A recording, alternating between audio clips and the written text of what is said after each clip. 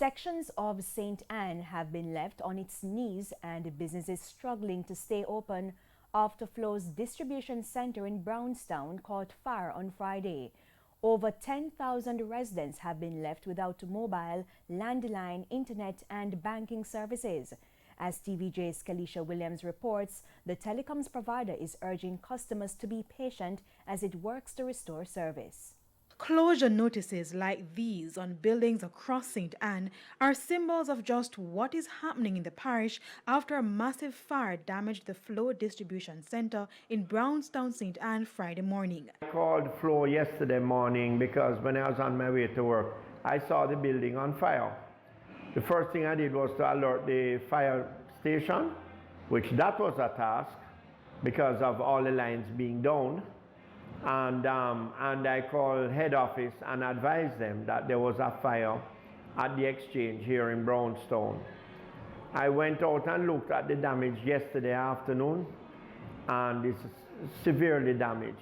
An estimated more than 10,000 customers, including businesses, have been without internet, landline, mobile and banking services for over 24 hours. Business owner and chairman of the St. Anne Parish Development Committee, Anthony Charlie, told TVJ News that Brownstown in particular is chaotic. This is a big blow for no credit card machines, nothing, nothing, no machines.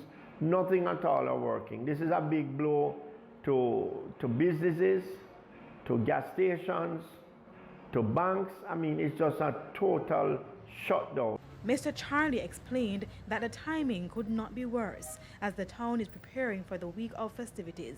He explained that last year a violent flare-up affected the annual Grand Market celebrations, and now this, which is why he's urging the telecoms provider to pull out all the stops to ensure service is restored quickly. You know, last year we had the problems with the 4 people being killed just before Christmas, and that basically almost, well, we had no Grand Market last year because of the fear of reprisals in the town, and the police were not sure that they could give enough security.